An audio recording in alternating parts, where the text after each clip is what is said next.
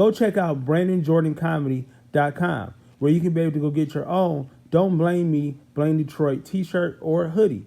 Also, you can get you a Dreams Only Die When You Kill 'Em t-shirt or hoodie too. Again, BrandonJordanComedy.com. Go check it out. Ready, baby? No, I'm ready. Let's get this.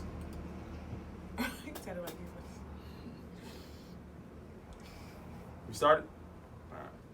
What up, though? Welcome to another episode of Don't Blame Me, Blame Detroit. Before we get started, just throw out a couple dates coming up. This week, I will be at the House of Comedy in Phoenix, Arizona. So come out for, I actually did have a couple people in my inbox and said they seen my post and they want to come out to the show out there in Phoenix. So I'm excited about that this week. July 19th, I will be at the Stella Alder Theater here in LA for the Set It Off comedy series. And then, August 1st, I will be at Flappers in Burbank. So yeah, that's just a couple of dates. If you want to come out and have a good time with your boy. Last week, man, 4th of July week, man, was a good time. I had a good week and a bad week at the same time. Came out a lot of money. My battery in my car went out. I had to pay for that. Oh, yeah. Had a boot in my car. Yeah. That was $800 I had to come out of. Yeah, man. So, but 4th of July was beautiful. Being around a lot of friends and other comedians, hanging out at the pool party.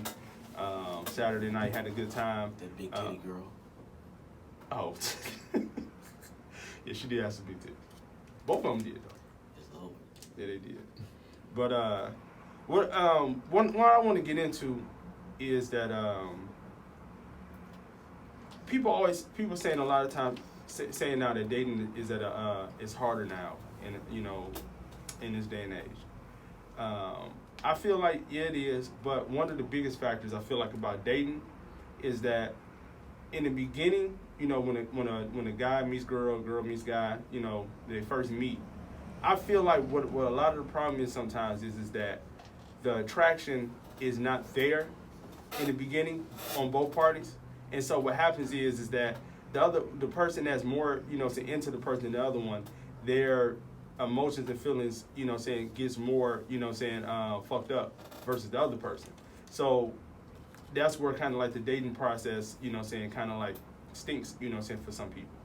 I feel like in the beginning that when you first when a guy first start talking to a new girl, I feel like the girl has to be more into the guy in the beginning versus the guy being into her. Then once the process, after you didn't date it for a minute, then the process of the relationship actually starting, the guy, then the percentage need to change where the guy has to have more feelings towards the girl than the girl towards him, because it ultimately works better when the guy is more in love with the girl than she is with him. What? Yeah, that's why. It's because the relationship is never even. It's not. It can't. It's never going to be it's never going to be 50-50. It can't be. A guy is always going to be 60-40 or 70-30. Hey, hurry up and introduce me, nigga, so I can weigh in. Shit. I'm going to bring y'all y'all into this. I'm going to bring y'all into this. Hurry up. Let me start this off. And you're And single. so, okay. Yes, I am. That logic is probably why. But we're gonna talk about this. You know what I'm saying? We're gonna talk about this. And I hear and the thing about the 60-40 to the 70-30, that's what saying a lot of saying especially a lot of men in my family that are married and other men that I have saying seen discussed and stuff like that. They all agree to that. That the man has to put in more than the woman has to put in. And so, hey, everybody not going to agree with me. Everybody not going to agree with logic. Everybody have their own thoughts. But I'm about to bring in my guest that I had today. First up, I'm about to bring this young lady up, man. This is one of my good friends right here. So happy for her for a lot of things that she got going on. So excited for this season of Power to come on, not only because I'm a big Power fan, but I get to see one of my friends on there and do her thing. I want y'all about to bring up, man, Brandi Denise. What's up? Hello. Insert claps. Thank you for the applause, guys. Yeah. So, just tell them a little bit about yourself, Brandi. I'm Brandi Denise. I live in LA. I'm a stand-up comedian. I guess I'm an actress now. You know, life is good. I'm happy to be here. And I'm raised in Florida. Started comedy in Chicago. I'm a Chicago comedian. And Brandon's from Detroit. That's always good. I fuck with the Midwest heavy. I'm eating a Slim Jim right now, and like I really. Did you just come from the gym? I don't know what that means. I eat what I want to eat. That's also why, you know, my body's tight. I work out, but I also eat what I want to eat, and I drink whiskey. So, you know, you gotta have a balance. I was up at 7 a.m. doing high intensity circuit workouts 5 days a week. These songs ain't gonna fill themselves out. So it's a hot girl summer. All of that. Yeah. So my other guest I got today, repeater, you know what I'm saying, this is the second time, and this is my boy right here, from Detroit, one of the hottest comedians in LA right now. All right, fine, I'll take that. You know, good You guy. meant physically, because your jokes ain't shit. Yeah, okay, there it is. I'm with it. I'll take that too. So my homeboy Ron Taylor. Yeah, what's going on? What up, though? I'm from Detroit as well. So Ron, man. Tell them about myself. No, you don't need to tell about yourself. I do comedy, that's it. Now, No, what's up with this yourself. horse shit you talking about that a guy got to like a woman more? What are you talking about? No, he said a woman has to like a guy first. First of all, any girl that's chasing a man is like, she doesn't know her self-worth. I didn't say chasing. If I like you more, I didn't say chasing. and that means I'm chasing. You can- I refuse to pursue a man. Okay. I'm not pursuing you, so it's not gonna work out. I need to be pursued. But I never said chase and pursue. You can like somebody more, and that doesn't mean that you're pursuing them though. So in what ways would you demonstrate someone liking someone else more? She's putting in more effort, therefore chasing. So you telling me so in the beginning. So what's your definition of chasing? So No, explain tell me how a woman shows you in the beginning that she likes a man more. What is she doing? Just showing the interest.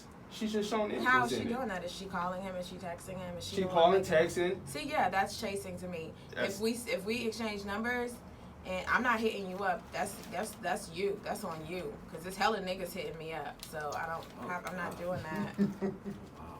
So how do you show that a guy? So how do you show a guy that you like? I show him that I like him when I feel like he's worthy of it. How? Seems some strong words. How? Yeah, how? You got it's things that you do for him to know. I'll spend my time with him. I'll do like little flirtatious things, like, you know, rub his arm, hold his arm, maybe like touch his leg, and then like, you know. I mean, those are good indicators. Physical language, a lot of eye contact, and if I really, really like you, then I might pay for a date. But I gotta really, really like see. Man, you I in my had a future. girl pay for me, and then it all went wrong. It's 2 times I paid for a nigga. It was one because I was like, oh, this nigga finna be my man. I'm gonna do whatever. And then also it was another time when a nigga just didn't have the money to eat where I wanted to eat, and I was like, fuck it, I'll just pay. Like, I don't want to go eat at Panda Express. I want to eat at Did you make him feel like shit when you No, I did it? didn't make him feel like shit. He was just like, I promise Panda Express is good. And I was like, yeah, but I want Benihana's, so that's what I'll pay for. Like, just chill. Like, it's okay. I didn't talk to him anymore after that, though. Because don't tell me you're taking me to lunch, and then you take me to the same restaurant and take me to the fast food version. Especially if I can afford to take myself to the nice one. Don't do that. Man, how come girls don't like broke guys? We gonna get it eventually. It's not about being. I feel like Give me the a same way women need to be emotionally ready to date and financially ready and like all this kind of stuff. I'm not walking into relationships asking niggas to get my hair, my nails, pay for my stuff. I'm not asking them to heal my old wounds. I have to be prepared walking into this. I feel like men need to do the same. If you know that you can't afford to date, don't be out there dating. Get your shit together. You So got I other can do- handle I pussy do- until I get some money? You got other priorities. I'm not saying that you got to get money making comedy. I have 3 jobs. You know what I'm saying? Comedy's just one. So it's like, I'm not finna be out here broke, though. You know what I'm saying? You got to do what you got to do to take care That's of why you we first. trade up. I mean, but I nobody do- want to fuck you when you're broke. Then it's like, oh, get your money right first. Now I got my money. Guess what? I don't want you now. I'm trying to fuck one of the Kardashians. People be complacent. Like, why would you even want to put yourself out there to date people when you're not happy with yourself, your financial situation, your living situation? You're not whole. Why would you even want to submit that to somebody else? Because I want that thing. Okay, well, you not dating then. You fucking. Say that. Oh. There's a difference. I believe you can fuck whoever you want to fuck. And the niggas without money usually have the best dick, but ain't nothing else happening after that. Because I do agree with that. I do agree if you can't afford to date, you shouldn't be dating. But, so Brandi disagrees with me on my first part, and I know Mr. Taylor over here disagrees with me on my second part. Wait, what's the first part? Wrap it up again? Don't do the whole thing again. That was no, I said in the beginning. I said wrap it up means, Taylor. I said in the beginning, I feel a woman has to like a guy more in the beginning started the dating. The second part is that once the relationship start, the guy has to love the girl more for it to work. That sounds like the guy has an initial attraction, of course, yeah. But in what world is it different? That's a given. The guy has an initial attraction, and then the guy pursues this whore, and then it is what it is. And then we do all this work, right? Mm-hmm. And then the girl starts to like you. Because you auditioning. That's what Patrice used to talk about. It's like, all right, so I'm on, and it happened to me. It happens to the best of us. You dating a girl, or you trying to date her, and every day you trying to be the best you can be. And eventually she's like, you know what? I fuck with this. But then all of a sudden they snap. Wow. Oh, I love you. And it's like, wait a minute, bitch. I don't love you. I just like you. But you love me because I've been presenting my best self for the last 6 months, and all you've been doing is accepting all of my good shit. And now you want me to feel the same way you feel about me? How? You ain't did shit but accept all the gifts, the time, the effort, and now I'm supposed to love you too? I don't even know you, bitch. I've been trying to get you to like me. If you spending 6 months with somebody and you don't know them, then I think that you need to figure out different ways to get to know people. Well, maybe it's not 6 months. You get the point. Why I got this loud ass squeaky chair? I got out of it. Yeah. Well, switch it. You can feel like an animal. Switch the damn chair now. I went to a relationship seminar last night. I feel very grounded and. So what was the topics on it? It was just like Q&As and different things like that.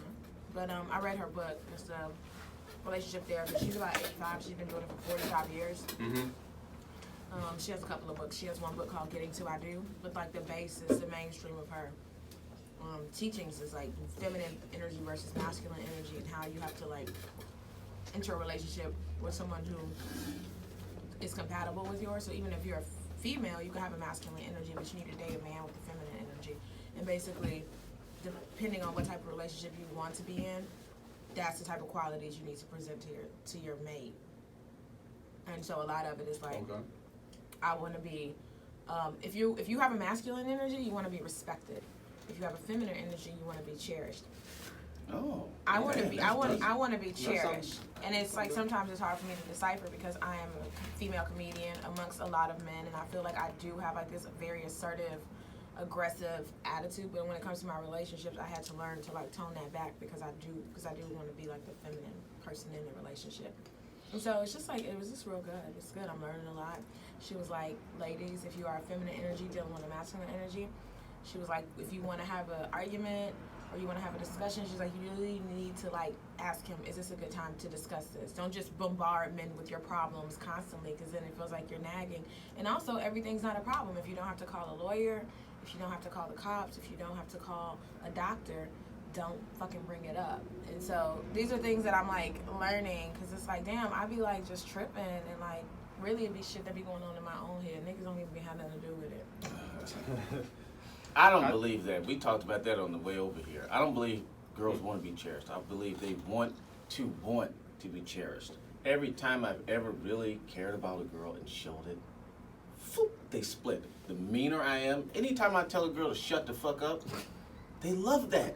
And I don't do it to have them like it, but they get me to the point where I'm straight up like, yo, shut the fuck up.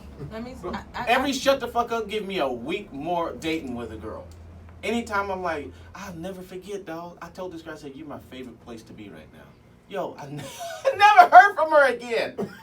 They don't like that shit. Don't no girl want to be talked to nice. Oh, you so pretty. Wow, you are so attractive. No, I just definitely really don't enjoy like that. spending time with you. They hate that. They hate it. All of them. I like it. No, you don't. No, you Okay, don't. let me tell you, I think the women that you're referring to are women. I used to be the type of girl who would chase niggas who ain't shit to me, but that's because I had low value in my own head. But it was like once I realized my value, those guys are not like, if you talk shit to me, like I'm deleting you, I'm blocking you. So I do now respect the men who respect me, and that's because I see myself as a higher value. And the women that you're dealing with, they don't value themselves if they let you treat. Like somebody said, what's so broken in you that allows you to stay and want to be around someone who treats you like nothing? I never treat anybody like shit. It's just this meanness. I got a little brother. He's very mean. He's mean to me. And I'm the big brother. He's just mean. He don't treat me like shit. He's just very short-tempered, always yelling. It's always anger. He's a mean dude. Poor communication skills, okay. Yeah, he definitely has that in my opinion. My mother has other ideas. And But your point is he got a bunch of women. no, I'm just saying he's a mean dude. It's not like I don't love him. He's just mean. When I'm mean to girls, is when they like it. I never treat a woman like shit. I don't treat people like shit. I'm not gonna punch you in the face. So why would you want to change who you are? I don't want to change. They bring it out of if me.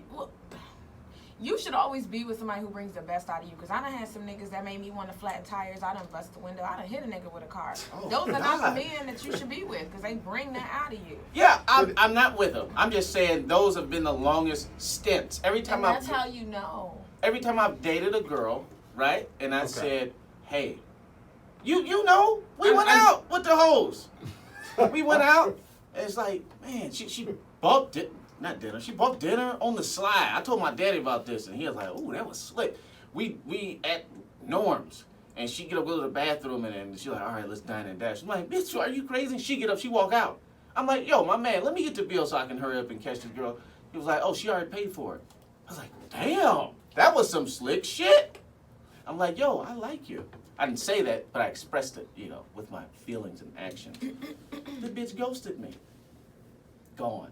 Now, if I would have said, but that's for another reason. That has nothing. What was to the do other with reason? You, She though. ghosted me. Nigga, you want me to say it? I want. Yeah, I don't know unless you know something I don't. The whole thing that you kept coming to the conclusion is she wanted you to hit, and you were Oh scared to yeah, do but it. see, and that's the other thing. So because I'm liking her, I'm digging her. I'm like, yo, you know what? I'm not even gonna rush. to No, that nigga, pussy. tell the story. That's true. Tell the real story. That's the story. No, it's not. What are you talking about? Nigga, you didn't want to hit because her son was in the house. Oh, that was one time. Tell the real that was the last time. Because I ain't gonna, whatever. You got a fucking child at the house, but that's respect. If I didn't like her, I would have fucked on top of that little nigga. I don't give a shit, but I gave a shit, and that was my fault. See, but I never do that again. Next girl I like, I'm punching her right in the stomach off the jump. And she's See, like, oh you're my God, I letting like you so much. people change Yeah. you. That's not good. Yeah. But also, too, a lot of the girls that you felt like did that, do you feel like they really liked you that much? Oh yeah. Yeah, they liked me. They did. Yeah. No. I only deal with girls that like me.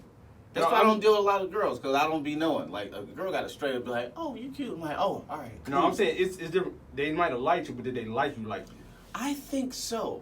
Because- that one girl, that one Instagram model, whatever thing she is now, yeah, she expressed that. She told me, she was like, I liked you before you even knew who I was. I was like, you don't say, get the fuck out of town. And we going out and all this stuff, and then she was like, I cooked for her. I mean, but I wouldn't even buy into that because somebody say I like you before I even knew who you were. That means that you created an idea of who I am, and you like that idea. So, Yes, like, I mean, no, she I thought had I was niggas who be cute. like, oh, they see me on Instagram, you so dope, you so that nigga, you don't even know me. You see pictures, and you you made up my life in your head. You don't know me. That's my favorite shit. That's why I don't tell nobody I like them. I see a girl, I'm like, damn, she probably this, she probably that, and that's it. I just leave it there. And she's Wonder Woman in my mind. The second she's like, hey, how you doing? That shit And then is she true. a fucking monster, and then now the fantasy's gone. So, that's how it go. I get that. But the girl, I think she liked me because, she had seen me perform And I didn't see her at all. And then I saw her on Instagram. She was like, yeah, you don't remember I was at the show? I just had hair. I was like, what? No, I didn't know you. But she liked me, but I was doing nice stuff. You know, hanging out, not trying to get that pussy, really cooking. think that you're gonna. Every time I don't get that pussy from the jump, it's a wrap, dog. It's a wrap. If I let a bitch go 3 days without getting that pussy, then it's a wrap. They like, oh, this nigga's a sucker. So I got to fuck. If I don't fuck you in the first 3 days, this is for us. This ain't for me. Any men out there who are good, don't listen to Ron. I've been all over the world. I've been doing comedy a long time. But I know a you're lot of single, people. And all you're saying by choice. But all you're saying is, when I'm nice to the women I like, they don't want that. Because they want to be. But let me tell you. So therefore, in the reaction, instead of me finding better women, what I'm going to do is treat the other women like shit. Yes, that's right. That's right. Ladies, don't date. It's called a poll. It's called a poll, right? When you try to figure out what's what, you do a focus group. You get 100 people, you ask them a question. You never change who you are intrinsically based on the way other people treat you. If you're a good person, be a good person, and you'll attract good people. Yo, okay. What you think you're gonna attract by treating girls like shit? You ain't finna attract nothing good. I promise you that. And if you think that it's good, it won't be good later. Cause what woman is just like with a nigga that's treating her like shit? She's not a good person. Brandi, I get what you're saying. I'm just saying. It's and called, if you wanna fuck, just beat bitches up and fuck them. Then that's just no. It's called adaptability. If I'm in the hood, I like to smile, right? I like to laugh. I like to dance, crack jokes. You can't go to the hood doing that shit. You're going to get robbed. When you go to the hood, you got to put your hood face on, go into the gas station. Yo, let me get 20 on pump 2. I can't go in there. Hey, what's going on, y'all? Can I get 20 on pump 2? Nigga, give me your money. That's what's going to happen. So you have to adapt. I am a nice guy, but in order for me to get women, I have to adapt to what they want. Okay? I got to be you like... were talking about a portion of women, and what I want to know is, are these good? They all the same. Are these good? No, I completely disagree with everything you're saying. Are these good women? Yes, I've dated dozens of women. And they're all good, and they all want to be treated like shit. It's not treated like shit. They don't want no fucking softy. And that's what I am at heart.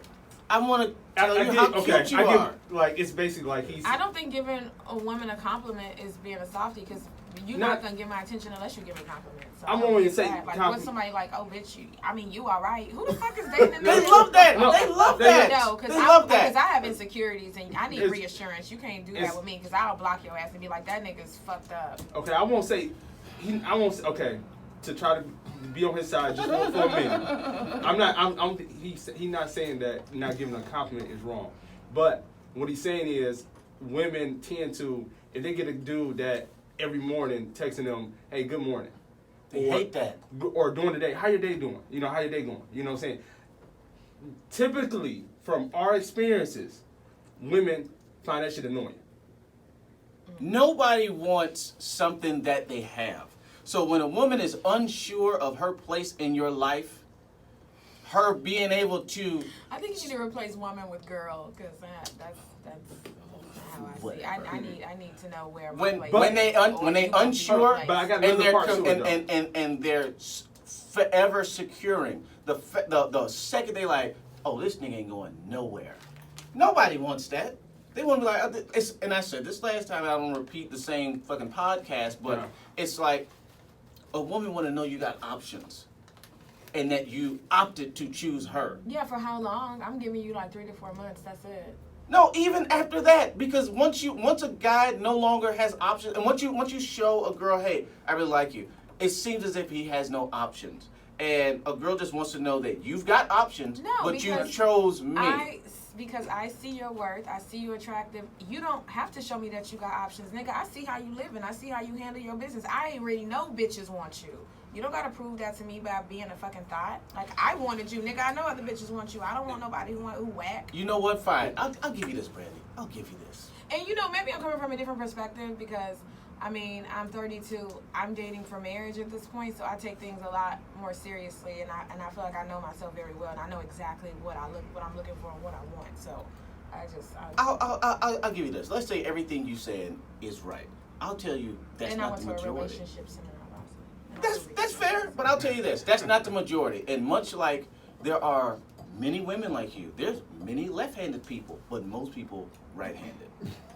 Okay, that's just what it is. Now you talking about, oh, you need to find you a left-handed woman. Well, hey, most people right-handed. Oh, I'm gonna tell you right now. Like, So most of these hoes like to know you got options, and they need to check in every month. Nigga, you still got options? I think it's just what you're attracting. Because me and my girlfriends all attracted. Regular all doing bitches, well. right-handed hoes. That's what I'm attracting. The regular bitches. I think they are on my wavelength. So I think that you just keep going to the same type.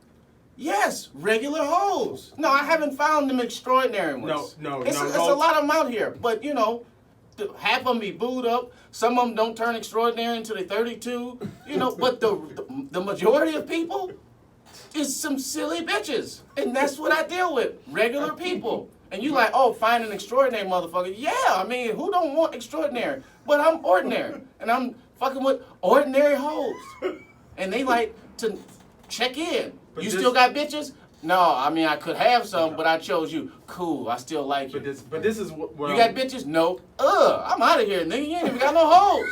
But this is what I'm going back. Sucker ass nigga. But this is what I'm going back to when I asked you, did the girls really like you? It's because Yes, what's wrong with you? Because once a woman, He don't think they liked you. I know, I don't know why. I'm not. I what I'm don't think saying- they did either. 'Cause what I'm I mean, saying any is- nigga I really liked when he texted me in the morning, good morning, my panties got wet. So Well, I don't really that's know. my point. Did he But fuck that- in the first 3 days? Okay. We didn't Yes, fuck, and that's no. why I Hold gave on. these hoes too much time. We didn't fuck for 3 months, and then Okay. by the 4th month, he was my boyfriend. So, and he was Ryan. doing everything for me. So what I'm He cherished me. so what I'm saying I is, respected him. once a woman is into you, Yeah. stuff like that don't matter, because that's what she wants from you. Hey, dog. Does Look, anybody man. hate this? No, that's all you. But that's what I'm saying. Once she established in her head that she's into Ron, you can text. You can text They that girl. need that you dick first. You can text her all day, and it won't matter. They need But if she's not that that into dick you, you can text first. her. Would you stop it, Brandon? I I know hoes. You don't. Nigga, I've been fucking longer than you. So what That's the fuck because you talking older. about, But nigga? I know these bitches, dog. And I'm telling you, yes, when they really like you, all the blah, fucking blah. But here's the deal, bro. I'm poor. I've been poor a long time, all right? And once they really like Poor you, by it's, choice. well, that's a whole nother story. Once they really like you, sure, it's like, okay, they like you. But it's easy to not like a nigga that's poor. Meaning, I like you because you cool, you smart, or whatever, but you also poor. And I ain't had no dick in 3 days, I'm straight. Now, once I put that dick on them, right, now they got a reason to stay. That's all Other broke than people But, want hold on, liking me. but- Keep on okay, forgetting that they so- have no fucking money. Okay, so That's probably why. When Okay, I get so some let's- money, then it'd be different. okay, so can we be so we can bring up other situations? Just He's don't just say like, no can names. I say all your I ain't gonna say no name. So, is it somebody that's into you right now? Sure. Yeah. So Yeah. why you don't want to pursue something with her? Cause I'm out here, dog. I'm out here in these streets. What you talking about? Everybody that I fuck ain't the one. I didn't say she had to be the one. And nigga, strike that from this conversation, dog. You up here trying to get me in shit. I'm not I trying don't to get know you in what- shit. I just asked you, could I bring Don't it bring up? up nothing. And nigga said, Why you nigga always said bringing yeah. up my stuff? Nigga, you always bringing up my stuff. No, I did not. Don't worry Not about yet. what's going on in my life right now. What the fuck wrong with you, nigga, dog? last podcast, nigga, you brought up all my shit. I didn't bring up nothing, okay? Look, I know some people now, and I don't know where it's gonna go. But Okay. I'm out here, dog. They had a full-fledged brother argument. Nigga, I'm out here in these streets, man. So what? just say that, nigga. I'm out He here. can't bring up a situation that's unknown, unnamed, but you just like, I'm out here fucking these hoes in these streets, man. I just said I'm out in these streets. I did not say I was fucking no hole. I said I'm Oh, out here. scratch that for the Yeah. record. Because I be doing these podcasts and I don't be thinking nobody listen to them. But when people tag me, other people go to my stuff. People hit me up. So I heard your little podcast. What? I don't got no podcast. You wasn't on so and so. Oh, I was on that. Don't let You them listen to motherfuckers that? Google you. They find all kind of Oh, fucking shit. podcasts. Yeah. So look, I don't do Shit. nothing. Okay, and I ain't never had sex before. But the point is Okay. that in a world where if I did, right, Mary. These hoes like me, bro. I'm funny. I just ate 3 Slim Jims and I'm like, That grease is good for you. I want some food. They like me. I'm funny, and I've been on TV like Can once. you buy me food after this, Ron? Yeah, of course, no problem. No Ron problem. ain't that broke. whatever. I mean, no, I cannot, and I don't even know you. Who are you? What's your name again? This the point, dog. I'm out here, right? And they don't like to be AKA treated his nice. dick. Hey, and look, I would like to care for him, bro. You think I don't want it? You think I don't want to be Ron Dr. is a Huxtable? man who's been hurt. I ain't been hurt. you been hurt. No, I've never been hurt. He bears his insecurities are his armor. I've never He's been hurt. hurt. Ron is afraid to be vulnerable No. and open because He's he's hurt. been hurt. But Look. also, I get what you're saying. You can't, if I really like a nigga, you gotta hold some of that back. You know what I'm saying? Because you gotta make Thank sure you. that the person is on the same wavelength. That's all. First of all, you gotta make sure the person's deserving. That's one. Second of all, you gotta make sure that the feelings, if not are mutual, at least can be reciprocated or communicated. Hey, I'm not in where you are yet, but I want to continue to get to know you and we can get there together. Mm-hmm. You gotta make sure that you're dealing with a level-headed person who can communicate their feelings back. So I get that, because you meet and you like, damn, this, oh shit, you call your friends bitch, he the one. It was like, I don't be in the car the next day like, oh, I really, really like you. We gonna have some cute ass babies. Like, you keep all that shit to you. Tell your fucking friends that. You don't tell them that. So the shit that you be telling these bitches, you need to tell Brandon, okay? Until you know they worthy. That fine. That's cool. You know what? You're right. Even though I ain't, I don't be in the moon because your stars. Nigga, I believe it. No, I that's believe it. That's Like, Ron, you told me some shit before, so I've never said nothing. What are you talking about? Okay. Well, if I was drunk, then it don't count. I don't count that shit. A drunk tongue speaks a sober heart. No, nigga, when you drunk, nigga, that is the truth. What have I said to you? What are you talking about? I never said nothing. And then you fist fed yourself mashed potatoes. It was amazing. Oh shit! I Yo. looked up and he had mashed potatoes and gravy. And it was a fork right next to his hand. Wait a minute. And he was just feeding, like, Oh, I forgot that. eating mashed potatoes. I blacked out. I don't know what I said. He was so drunk. I thought he was joking. Nigga, I was like, oh, this is like, What did I he's trying to say? be funny. I don't remember that. Listen, we could do a whole podcast on the drunk stories of Ron Taylor. I didn't know he got down like that. I ain't never seen I didn't know I got down I like that. didn't That was an know. accident. Boy, I I woke up in a car. Like that. Nigga. Ron Taylor, how you get down? I fucking woke up in a car. I was like, why am I Oh, here? you talking about? I was Yeah. like, why am I in in Chicago? Like, Nigga, yeah. look. I just, like when I dropped him off at the car, Ron tried to get in the back seat. I was like, yo, this is not good. I gotta get home though, because I have to fly in the morning. Like, I woke up I in wish I a could car. be here. Started. Yeah, I was about to say the car was running. I don't know. Listen, I shouldn't even say that, but I was in the car, started in I'm so happy you Chicago. didn't drive. Why was I woke up like, why am I in this fucking state?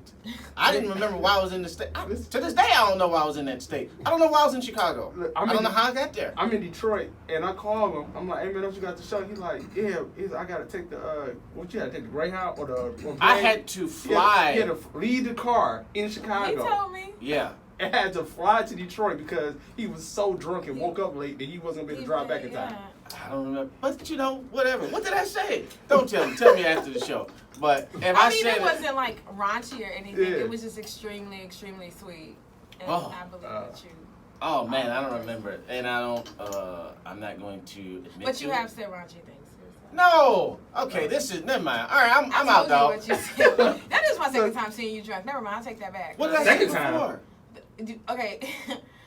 Don't say the mashed even- potato I- shit. I- I'd be you don't scared. get around that The much. sweet one is okay. I What did I feel say? uncomfortable repeating the other one. All right, fuck it. We here. Tell, because I don't know. Why? What did I say? Oh my god. What, I What want to was hear the sweet this. one and what was the raunchy one? We'll start sweet and go what do you sour. want to hear first? We'll go The sweet and sweet sour. one, yeah. What was the sweet one? What did I say? And someone else told me something you said. Oh, you can't believe nothing nobody said? I believe this person said it because he No. used to date me. No, then he's a liar, whoever he is. I don't know who you're talking about. I don't think so. When I hear these things, I know what I would say. So I'll tell you if it's true or if Brandy's fucking lying. I believe it's all true. You don't Okay, know so- nothing. Well, I know the raunchy one. You told me I was lying, but I definitely wasn't lying because I was just like, Because you told I me you went told in. the person. I didn't tell nobody shit. That Hey, you I need talking to hear about. something. What are you talking about? What did I say? You I know, think, if it's who I think it is. I only dated one other comedian. What's his initial? No, I don't want to hear that shit. I don't want to hear none of that. I'm These are all dating lies. one comedian. It's not a secret. We did it for like 4 months, 5 years ago. We're really good friends now. I don't know anything. That's who it is? I Yeah. don't know nothing. I In don't know Chicago? nothing. Oh, yeah. Yeah. He told me in Brunswick. Yeah, that's What? because you told you. I love how this is making so awkward. No, I just don't know what you y'all told talking me about. you the one who told me they dated before. I didn't And tell you nothing, bro. I don't even know who y'all talking about Nigga. or It what doesn't- you talking okay, about. that doesn't You- matter. that's- The sweet thing Ron said to me was, Brandi, I don't think that you know how amazing you are. Oh, that was comedy though. I think I that was mean, comedy no, related. because you That sounds right. Pussy. Yeah. I mean, No, that sounds sweet. I probably did we say were that. we were in with the mashed car, potatoes. and All I this- was all this tough like pimp shit nigga singing talking. and stuff, and he was just like, I don't think you know how amazing you are, and he was just like, I would just tell you so much stuff, but I just gotta keep it inside. Oh man, I don't think I said all that. Then I'm not even gonna. Okay. No, What was the other We one? had one moment. I'm gonna keep it to myself. Good, So because then- I don't know what yeah, it because was. you're gonna deny it anyway. Anyway, so and the other one was we were drunk, and you were the last person to leave a party that was at my house, and I was outside on the balcony. I didn't know. I never know when you're drunk, so I just think you being regular, and I'm just like, wow. I remember this, I think. Yeah. I'm not even gonna say. I don't know what I The said. triple X part, but the PG-13 part was like, yeah, you just run around. What? Run around, bouncing around with them voluptuous ass titties. What? now I don't remember saying And that, then you but said I, something else after that, Oh, and I was God. just like, oh, this nigga drunk. I didn't know. I didn't know you were drunk. I thought you were pretending again. I don't know. I just think you be pretending to be drunk so he could say wild shit to me. wow. Now God, I don't God, remember I saying wasn't that, expecting this to. and I don't think I said that, but I definitely used the word voluptuous. So that's why you get a pass. But maybe you just saw me say it on stage. I don't think I said that It to was you. me and you on the balcony, and you said that. I remember being there because I dropped my phone from. Yeah, you dropped your phone Like- and your screen was cracked, and you was Yeah. trying to get an Uber, and it was just like literally 3 minutes after you said the voluptuous city. Oh, You wow. must have been drunk, because I'm like a small B.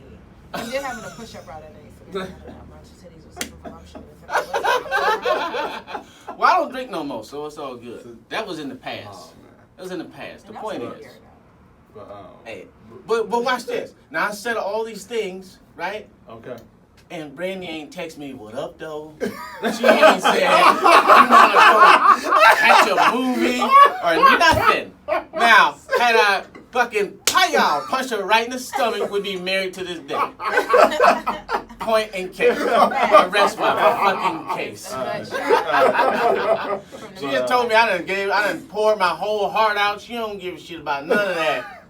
None of that. Can I just say Because I that didn't kick her. every time, there's been two extremes. There's been raunchy Ron and sweet Ron, and both times you were like fucking shit faced. Like I did not know you were drunk. I was just like, I don't even know what's happening right now. And then the next thing I know, you like trying to call an Uber on your broke phone and feed yourself mashed potatoes. And I'm like, okay, that's what we're doing.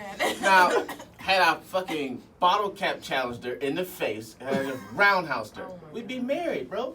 Not But I don't know. drunk, I don't- 'cause then I would be like, was he joking? Who knows?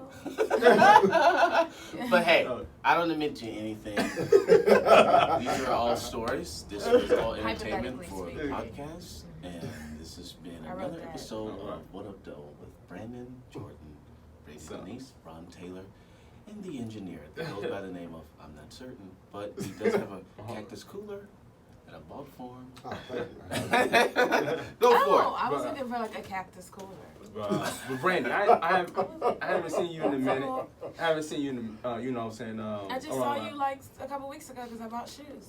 And I wore Oh, I them forgot to about the that. party. Yeah, I forgot about that. I forgot about Were that. you- Maybe you be putting shit in people's drinks. How come don't nobody remember seeing you? Oh, Cardi Brandi I over do. here. Yeah, I forgot about that. You can't bought the shoes, so you go to the rap party for Power. Forgot about that. But since then, I see you got the new place. How's that? I did. How did you see I got Instagram. a new place? Because I didn't put that Instagram. anywhere. You said you moved into a new place. Oh on yeah, Instagram. I took a picture of the trees. Yeah, you said I you. want people to know where I was. So how's that? I'm happy. I feel like I made it. in LA because I have a car and I live alone, and like I made it. Fuck a movie. Yeah, I guess I don't they just have make it. roommates. I've had roommates the entire time I've been here, and it's been a pain in my motherfucking ass. And now it's just really good, like having your own creative space. Like I have a routine. I wake up every morning in between like 6 a.m. and 7 a.m. I cook breakfast. I make dinner. I like have I go to bed listening to my meditation, motivation.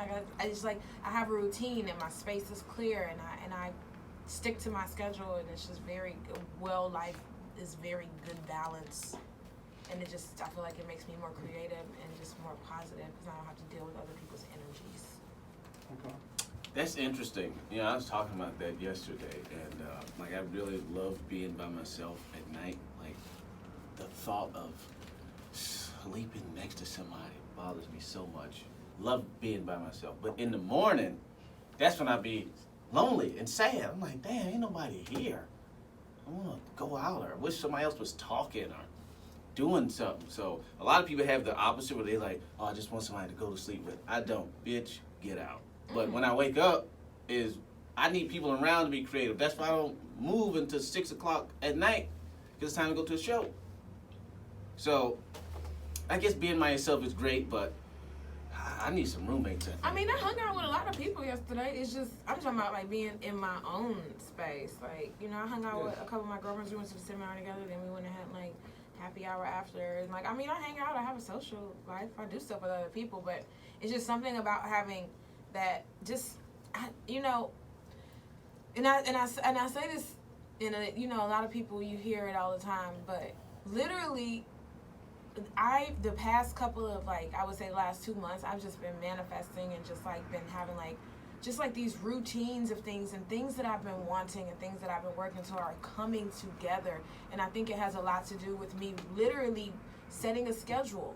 Yeah. Like getting up in the morning, like by noon, everything I need to do for the day is done. So anything else I do is just extra shit and it's good. And it's just like really setting a schedule and sticking to it, because especially as comedians, it's so easy to just get into the rigmarole, just like performing at night, hanging out during the day. But it's like if you want to accomplish more than that, you gotta put forth the effort, and also just because then once you start working towards that thing, even if it's just 30 minutes a day, you're gradually like building and manifesting what you're ultimately going to get. Right. And so it's crazy because it's like I have such a clear vision of what my future is going to look like, and I have no fears that it's not going to be accomplished, because I know like every day I'm doing what I need to do to get there. I guess, man. Shit, I need some of that in my life. I've been listening to audiobooks, YouTube videos, like watching so many different things, and it's just like continuously feeding myself that. And it's like now to the point where it's like I can share it with others, but also still feeding myself that, because it's like you can listen to one and then it kind of goes through you, but the more you feed that to yourself, the more it becomes like your way of thinking, the way that you move, the way that you do things. Like literally, I made a post the other day and was like, this is gonna be the summer of no. I hate when people ask me to do stuff last minute. I love that you like reach out to me a week before, because it's like I have a schedule. My schedule is important to me because even if it's just me sitting down 30 minutes thinking, that's 30 minutes that I plan to have for myself to do that. So when people ask me to do stuff last minute, it's just like, I feel like it's inconsiderate. It's also just like, what I'm doing for myself is more important than you asking me last minute to do some other shit. So Yeah, I respect it, because when I book people to come on to the show, I like to do it a week in advance, because one, you might have been said, you might have just something, no, I'm busy, I can't do it. So now it gives me more time to find somebody else. You know what I'm saying? Instead of trying to put it on myself on Monday, hey, can you come tomorrow morning? Now I'm scrambling all day. Podcasts, Yeah. Rondos, do this. Yeah, trying to scramble all day to trying to find a guest for tomorrow, when now I gave myself a whole week to plan it out. And that's why I always tell people, you know, saying the same respect, you know, is that if you do have to cancel, you know, give me some time, you know, give How me come you didn't the give best me time no in advance. Nigga, because you coming regardless if I come. You hit me up this morning like, you ready? No. Ready for what? Second, first of all, I told you last week when I told her, you drink so much you forget. I don't even drink like that. Like that, but I don't remember that. But I know you called me this morning. I'm in the bed like, you ready? Nigga, for what? I didn't even see you yesterday. We doing a podcast. Oh, Nigga, all right. You know. Nigga, I called you. I said you never going to be back. Yeah, I was out drinking. There we go. I was out. I was out. Man, had Damn, a rambunctious beautiful time. shit, No, girls. Rambunctious. I don't think so. Cause I went out yesterday, and I went with Derek and Hassan, and we shot some skits and stuff like that. And then we went to a Thai food restaurant and had a beautiful lunch, and then went to the store, and then I forgot to put my name in the bucket. Why? to Cause go you're up. a drunk? No, I just forgot because I was charging my phone, so I didn't have my phone for like 2 hours, and I didn't realize how late it was. So then when I found out that I forgot to put my name in the bucket, it's like, oh, well, what the fuck am I here Well, for you're now? passed. Why do you have to put your name in the bucket? Well, on Mondays, like all the paid regulars put their name in the bucket just to find out what order. Because Monday is potluck for everybody, so anybody can go up, but, you know, there's just no lineup. It's like, because it's Monday. But anywho, when I forgot that, I was like, oh, well, I probably should drink now. So that's when I started drinking, after I forgot to put my name in the bucket. He did a lot of stuff and still forgot to call you. Mm-hmm. And, you know, A lot of stuff. it is what it is, dog. Whatever. You know, it'd be like that. Time management is not my strong thing right now, but I'll get there. I'm not perfect. Don't get me wrong. I'll be having days where I fuck around, but I'm at the point now where it's like when I have those days, I feel like a little guilty. It's just like, oh, Brandy. And I just love doing nothing so And I mean, much. it's not. No, like some days you have those, and those are called like just self-care days. You don't. Oh, I have don't to- care for myself. I just be in the bed. I mean, no, dog. that's what I'm saying. A form of self-care is like just lying in the bed and giving yourself that leisurely moment to just do that. You just can't have those. Can't outweigh your productive ones. They absolutely do. I don't have productive time. My most productive time is in an Uber on the way to a gig. That's when I get all my business done. That's when I send out emails. That's when I respond. Because I don't respond to text messages because it's too much reading, and reading hurts my brain. But when I'm in the Uber, that's when I send my text messages and all that stuff. Other than that, I be in the bed listening to Shannon Sharp and watching anime. And Did you go to the convention this weekend? no, I'm not into it like that. I just fuck with YouTube and fucking porn. That's what I do. I alternate from YouTube, porn, to food channel, YouTube, porn, food channel. Well, let me ask you All this: day. when you hear something that's like based on what you're doing, I'll show you where you'll be in 5 years based on what you're doing now. How does that make you feel? Well, I'll be doing a lot of nothing and a lot of comedy. So if what I'm doing now multiplies by 5 years from now, man, I'm gonna need a new dick because boy, do I be working this one over. If I start jerking off 5 times as much as I do now, I don't even know if that's humanly possible. And if I do 5 times as much comedy, that's great. But man, oh, that porn is just so clutch, bro. Like, girls be calling me, hey, what's up? You want this live pussy? This live and well pussy? Bitch, don't call me with that disrespect. I'm slapping this monkey right now. I wish a girl would call me in the middle of a good jerk session where I'm like a little buzzed and I ain't got shit to do. The sun just going down. And she calling me, you want some of this live pussy? No. Don't call me again. Don't call me again. You get that coconut oil, the cooking grade coconut oil. Oh, slip and slide. Slip and slide. Oh, I got my favorite babies. I got Roxy Reynolds and Stacey Cash and Stacey Lane and Belladonna. You got all the old school. I got some new hoes too, man. Yeah. Look, man, I'll send you some links, brother. And sometimes I like the old school, but I'm more I like the homemade. You know what I'm saying? Yeah, I'm into I like the homemade homemade stuff. shit. You know what I mean? You I like know? bitches I don't know, just little Yeah. little Yeah. skate bitches that be down on Western or something. I don't know. Oh yeah, love it all, dog. Love it all. So at 5 years from now, I'm doing that times 5. I'm in a world of hurt. But I do a lot of comedy, and I'm writing shows right Okay. now, That's good. and I'm taking some meetings. That's good. Comedy Central wants me to develop something, and talking to Netflix and stuff like that. So I'm doing some stuff, but it's 24 hours in a day, and for like 6 hours, I'm doing some very good stuff. But the other hours, You ain't doing shit. I'm I'm just having cooking. my first general with them. They don't know Comedy who the fuck Central? I am. That's why I don't be mad that they don't put me on shit, because they don't know who I am. Yeah. I That's really how don't I be go. mad, because I be like, oh, that's why they picked them, because they know them. Because Yep. I just be like, as soon as they fucking know who I am, I'm finna. You got to start going to the other stuff, and that's one of the reasons I wanted to talk about was just like Well, I'm trying having a general with them next month in New York. So in New York. I'll be in New York. So Oh, that's what I'm having. Yeah, man, that's the thing I was talking to Vincent and Leonard about. It's like, man, we got to start branching out. Like, the reason they don't know who you are is because Because you don't do improv. Okay, go ahead. no, I've always been fucking improv. That's Yeah, I don't but fucking- I'm just saying, I feel like the most of the black people, they fuck with learning improv. Yep. Yeah, but that's because ain't no niggas at the store, ain't no niggas at West Side Comedy Theater, and that attitude I right perform there. at West Side Comedy The Theater. lip smack man, Yeah. that's why. And agents know me from the West Side Comedy Theater. Yeah, a lot of These niggas just Weirdo. waiting for me to, I don't know what the fuck they waiting on. But go I'm to not- the I'm store, not go waiting to the on them. factory, go to the improv. But we had discussions the about big the three. about the store I'm all not the doing time. nothing. I'm just gonna send everybody my power reel. But see, that's what I'm talking about, and I'm sure it'll work for you, because it works for people all the time.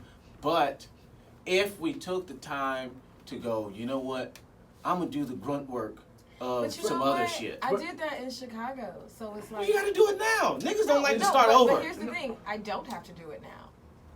I could, but I don't have to. Well, you know what? That because attitude for me, is. I did the potluck at the store 2 weeks ago.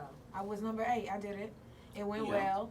And then I left, and like, I don't know what else was But to happen. is it- And I mean, like, I was there, I did it, I signed up, I went up, and then like, I left. And then like, the next day I went and did 30 minutes at the Ontario Improv. So I mean, like, for me, it's like, Yeah. I'm hanging out with a bunch of people I don't know. Yep. And I'm actually getting stage time, and I'm actually doing stuff. So it's like, if I have the time to go up there, I will, but also it's just like, it's not that important to me because I know, like, I know I'm not saying no names, but somebody has a big TV credit right now who didn't sign up or anything, showed up and went up last, and I'm pretty sure in the next 6 months she's gonna be passed.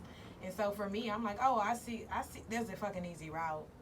There is easier routes. It just seemed like the store is a lot more. It's a lot more dick sucking to do with the store. But here's the thing. See, I'm not just talking about the store. I just say the store because it's like saying, And even Coca-Cola. with the improv, like, that was my 4th time doing 30 minutes at the improv because other people bring me a feature for them. I could go to the improv open mics, but also I got the fucking booker's email, and I'm like, and last time I was there, I was like, y'all keep booking me, they pay me.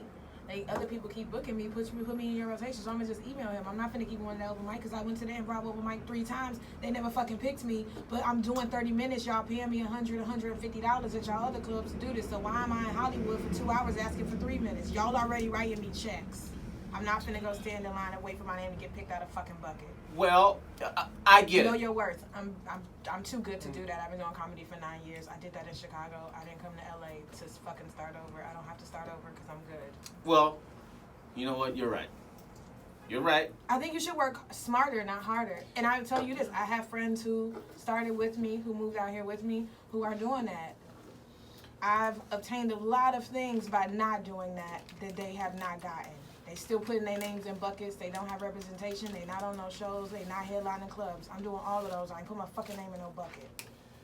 And also being a black woman, I just feel like you gotta kind of stand up. Like I'm not finna submit to you, my nigga. I'm funny. You got 30 fucking white guys on this show. I'm harder than all of them. I'm not finna sit up here and act like I'm whack to make you feel better about the shit. No, fuck it. Go watch my reel. Okay. All I'm right. Kanye West. I mean, I get it. I'm Kanye West Denise, bitch. I get it, but Because the moment you act like you lesser, they gonna treat you like you lesser. I ain't Okay. never doing that. When I first came out here, people was like, how you doing the improv? How you doing the comedy store? Because I walked up to the book and was like, I'm funny, nigga, book me. If I bomb, I bomb. I didn't bomb. boy, it makes sense, and I I'm not have saying that confidence. I'm not saying that it's wrong or bad. I guess I'm just saying there's another route that has its own set of benefits that for me doesn't seem that difficult.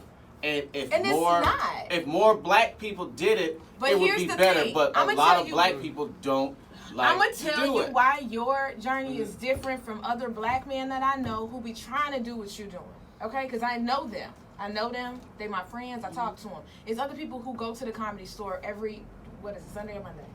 Monday. And they go every Monday. They've been going every Monday for months. Their name never fucking get Years. picked. Let me tell you why you had that in. You work there, people fuck with you. Everybody's not sociable. Everybody doesn't have a likable personality. Everybody doesn't have that. So if you don't have that, even if you showing up there every fucking month, they never fucking pick your names. Don't nobody still know you. You know what I'm saying? So you have that over other people.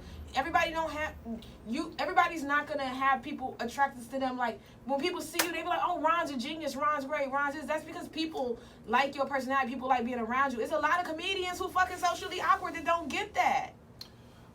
You know what I'm saying? And that's one of my one of my advantages, and I know it. And it you know, I swear to God, if I was a shitty comedian, I would still get opportunities because I have this personality that I'm able to go out there and seek the shit. Everybody's not like You that. just drop the mic right there.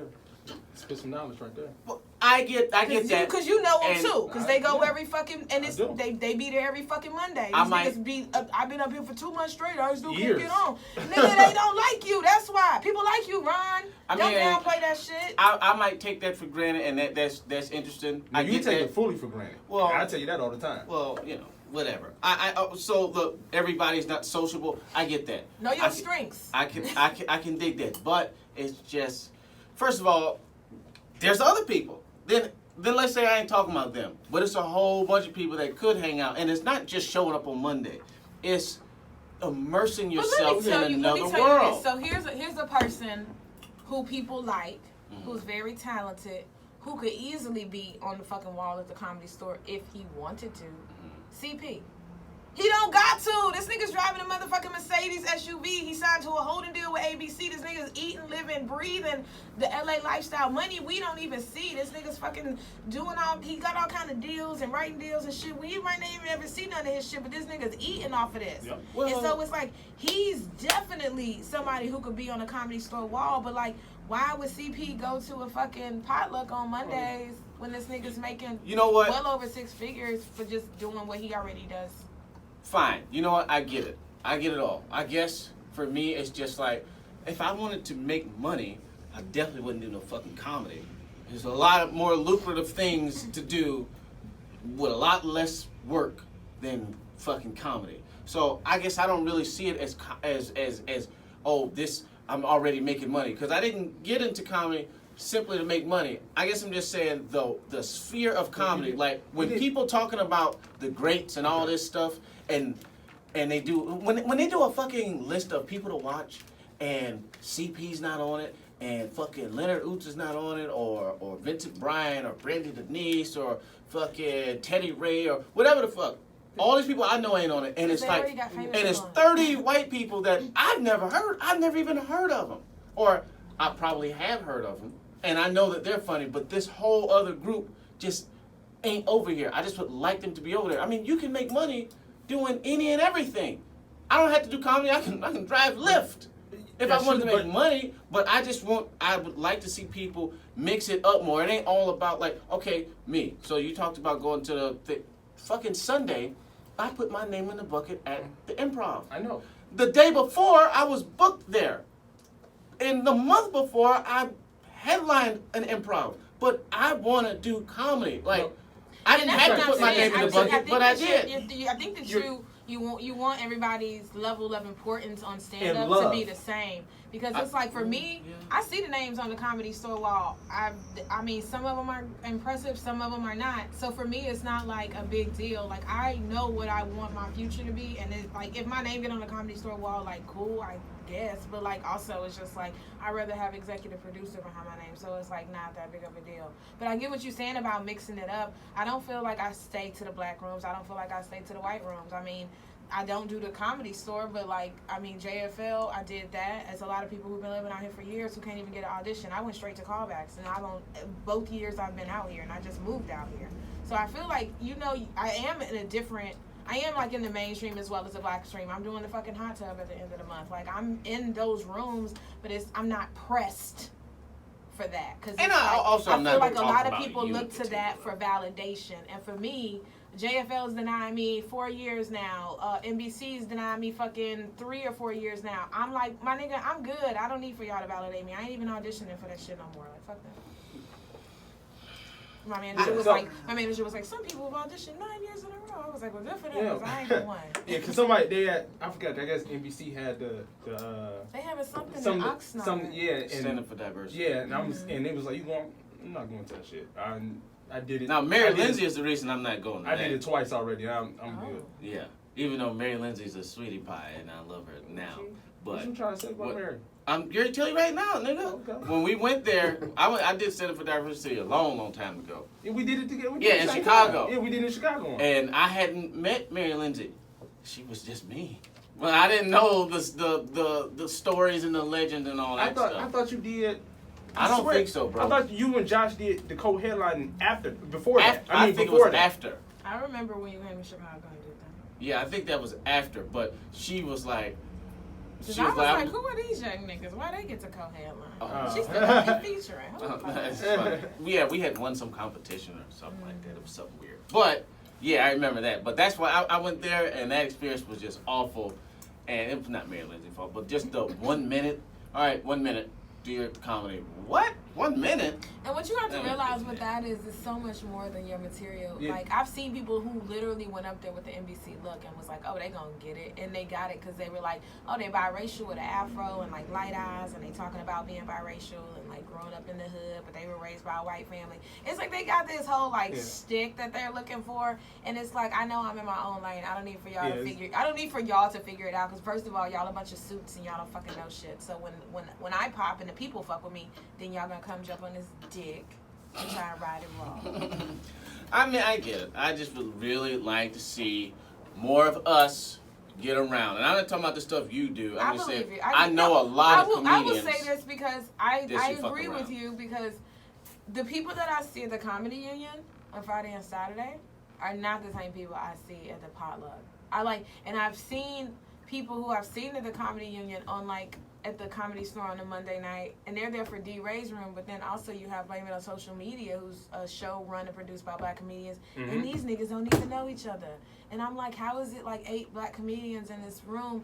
And because some of them are urban and some of them aren't, and it's just like, it's so confusing to me, because I was like, do you know him? And they're like, you're Rudy. And I'm just like, how did y'all all kick it? Like, I'm trying to bridge the gap as much as I can. I'm trying to do my part, but it's just like, yo, there's no reason, like when people talk about JFL, and it's like, okay, well, I can tell you exactly how to get on JFL, but they don't want to do the work. And I get it, because, you know, and it's easy to say, well, I don't need to do this and I don't need to do that. I mean, it's like working out.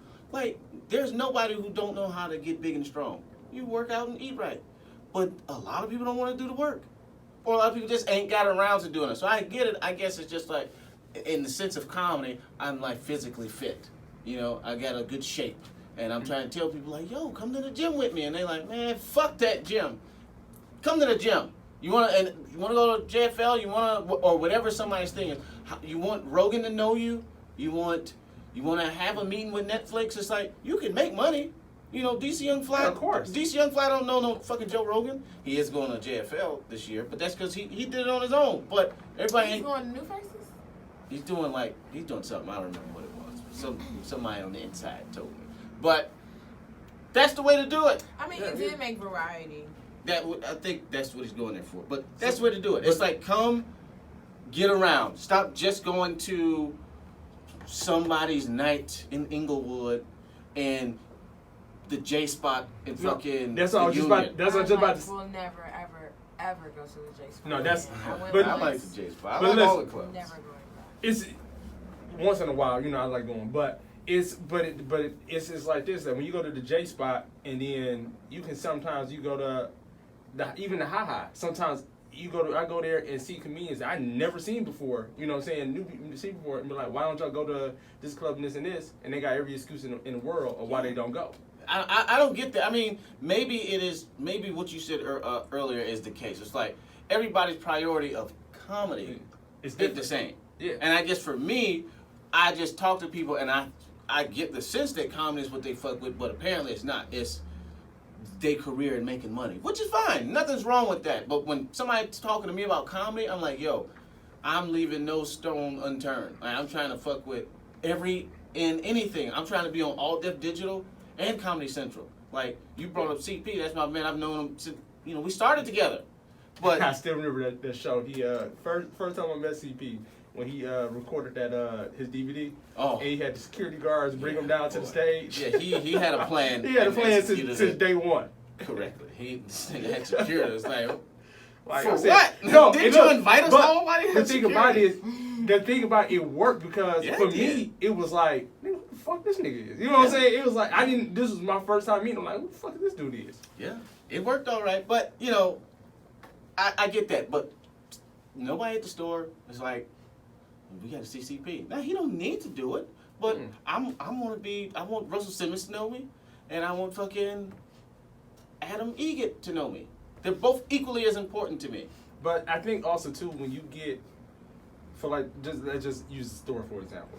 But when you get when it's the point where, and I think this is one of the main reasons why a lot of black communities don't mess with it, is that They don't want to start over. I think I don't think it's not. I don't mind That's starting part over. of it, but also too, you have you have a lot of people there that don't have any power. Well, that have power that doesn't matter. If you get what I mean, it's like for potluck, for example, it's some part random. You know what I'm saying?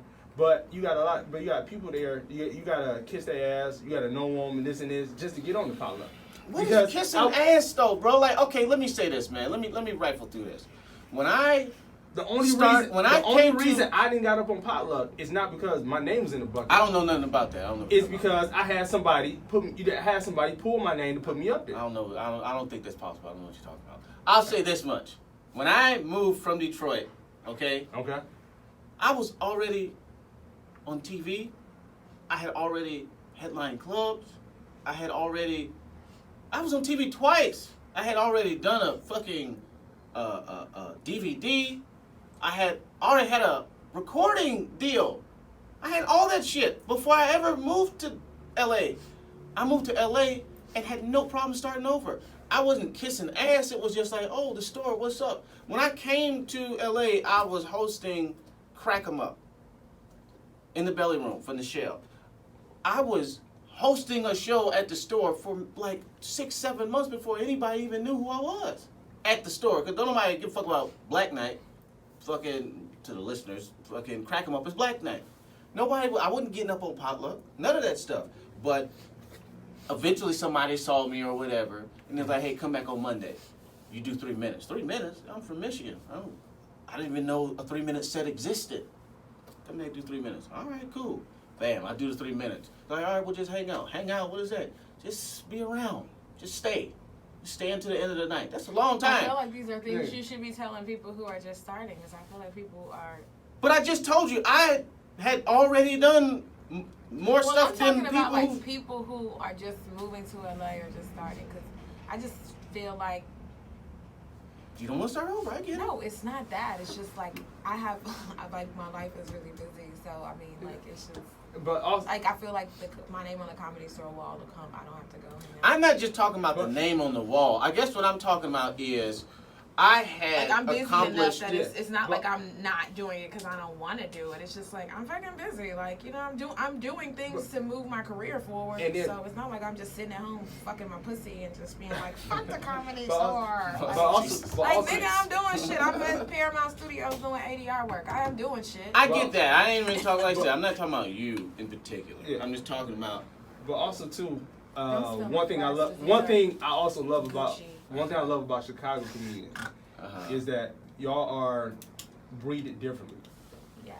Y'all are brought up, you know what I'm saying, with the vet. Y'all have a lot more successful veterans coming out of Chicago that y'all seen and learned under from. So when you do come to LA, y'all mindset is totally different.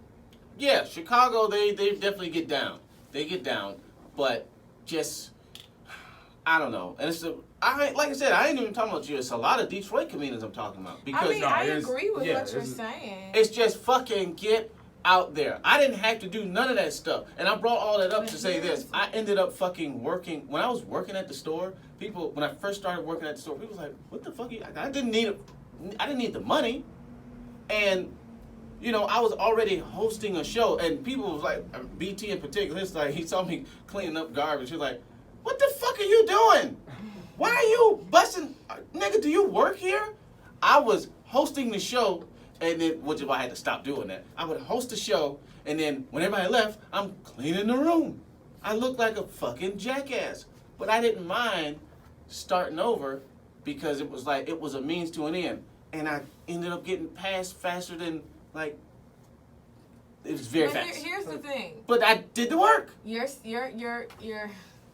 I agree with what you're saying because I feel like what you did is what I did in Chicago, and like, I Do it in LA. Not you, but I'm saying, like, I did the shit in Detroit. I did it in LA. If I moved to Alaska, I'll do it in Alaska. But what I'm saying is, I feel like when I moved to LA, I did it in a different way. It wasn't like, oh, I got to get into these comedy clubs. I've literally like gotten a check from every comedy club except the Comedy Store. And then it was like, I got here, I got into TV, I got a college tour, I got a manager. I kind of went like into bigger things that I wanted to do because I already did all that other shit in Chicago. But what I think it all boils down to is like you have a winner's mentality, whereas like me and you have taken two different approaches and paths about it. I think that we still both are like, you have to work to get the things that you want. Like I fucking go do shows and like I literally went to Paramount Studios, did ADR work for a show that 9 million people are gonna see, and turned on my fucking Lyft app and drove for 6 hours. So I think that you have to have like that winner's mentality, and I get what you're saying because I used to get frustrated with my friends from Chicago won't leave Chicago and even come to LA because it's like, my nigga, you've reached your ceiling there. Like the shit that they get mad about in Chicago is like, I get these opportunities 3 times a day. Y'all get them twice a year and you arguing about it. So I get what you're saying. You have to have that mentality, and I think the biggest difference is whether you go into the Comedy Store potluck or you going into auditions. Depends, whatever it is. They mentality ain't there, and you can't be mad that people not hungry like you hungry, nigga. You just making more room for me to eat.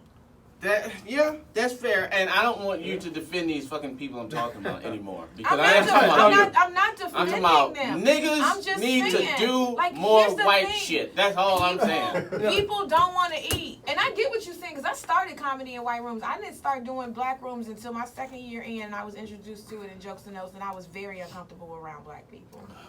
And now I feel like I do well, and people, they be like, well, do you change your shit? No, I just became me. I got very fucking comfortable. I get in front of white people. I say the same fucking shit. You know what I'm saying? But in the beginning, I did feel like I needed to, like, portray myself a certain way or whatever. And I was like, you know what? It is what it is. And I do see a lot of black people who, like, I was talking to a black female comedian the other day, and she was like, she did a white room, and she was like, my chest was so tight. She was like, I feel like that's a muscle I gotta work. And it was just so foreign to me to get on stage and not be able to be yourself. Like, when I get on stage, the last thing I think about is the fucking audience. I'm very, very into myself, and that's all I fucking think about when I'm on stage. I'm doing this for me. This is funny to me. I hope you enjoy it, because I do. You know, the last thing I think about is them, how they gonna react, how they feel about me. Because the moment that you get caught up in that, you're performing for them. I'm not performing for you. I'm giving you some real shit. And you're gonna like it because you fuck with me. And I'm gonna be authentic.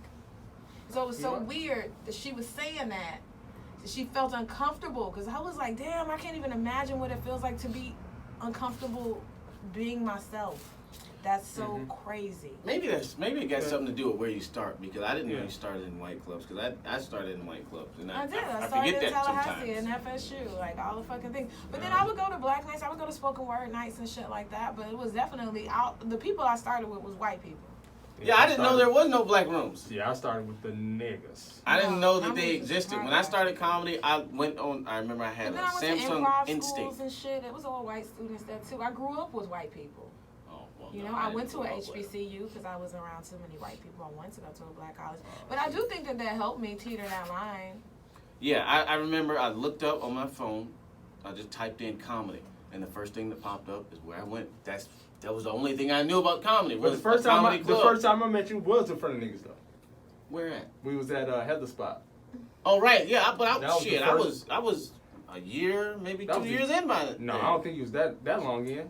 Oh, I don't know. I don't fucking remember. But whatever the case, I remember Jeff Horst, who's a white dude. Mm-hmm. He was like, "Hey, I do comedy at this place, Starters." I was like, "Starters? What the fuck is that? What club? I never heard of no club. It was a restaurant." Right. We get there, and Tony Roney was there, and motherfucking JD the Smile Hustler, and then I went somewhere and fucking Kool-Aid was giving me shit like, R.I.P.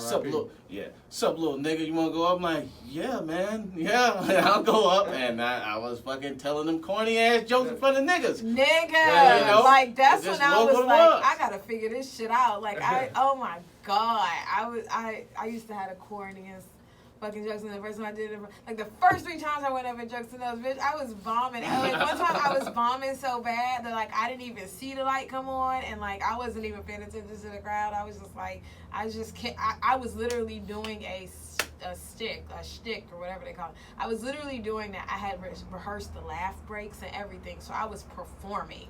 And then, like, he started playing a Beyonce song, and I just started dancing. Oh, my God. Because I thought he was hyping me up, but the nigga was playing me off. And they came up on the stage and took the mic out my hands. And I still didn't know what the fuck was happening.